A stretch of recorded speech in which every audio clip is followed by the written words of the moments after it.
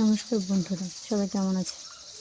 আজকে আমি আপনাদেরকে বলবো যে কীভাবে প্রাকৃতিক উপায়ে হাঁস পালন করা উচিত। আমি গ্রামে থাকি, গ্রামের মধ্যে হাঁস পালন করি।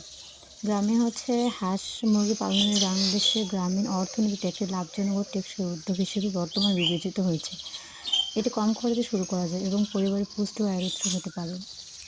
আমি কিছু টিপস দিব আপনাদের হাঁস মুরগি সম্পর্কে বিস্তারিত জানাবো, যদি আপনাদের উপকার লাগে। বাসস্থান ও পরিবেশ অবশ্যই যেন ভালো হয়। স্থান নির্বাচন করবেন।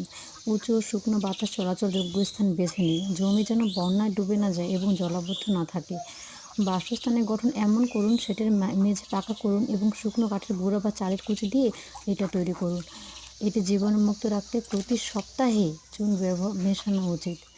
এবং বাচ্চাদের জন্য বোর্ডিং করুন। প্রতি সপ্তাহে 35 থেকে 40 ডিগ্রি সেলসিয়াস তাপমাত্রা বজায় রাখুন। গ্রীষ্মে প্রতি 2 সপ্তাহ এবং শীতে 3 সপ্তাহ পর্যন্ত বাচ্চাদের উষ্ণ রাখতে সহায়তা করে। ভালো থাকবেন সবাই।